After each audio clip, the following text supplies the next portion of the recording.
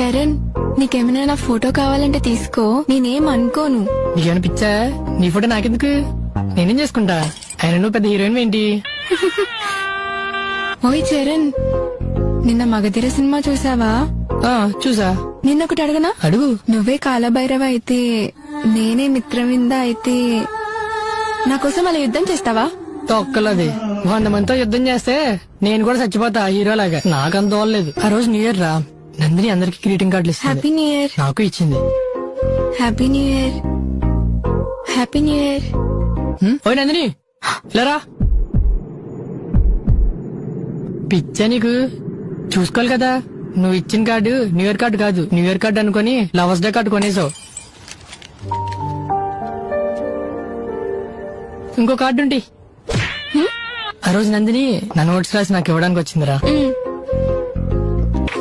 ఓయ్ నందిని, ఓసారి లేరా. అయ్యో, నాకంత తెలిసిపోయింది. నువ్వు ఎవరినో లవ్ చేస్తున్నావు కదా. మరి ఆ అబ్బాయికి రాసుకున్న లవ్ లెటర్ నా నోట్స్ లో మర్చిపోయావు. తీసుకో.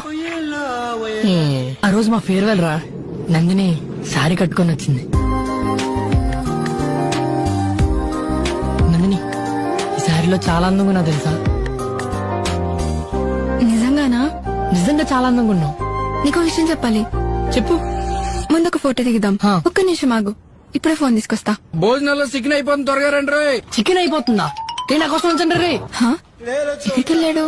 ఇక్కడే కదా ఉండాలి. ఏంటి చూస్తున్నావు? చరణ్ ఇక్కడే ఉండ. ఇంకెక్కడ చరణ్? భోజనాల దగ్గర పంది తింటున్నాడు.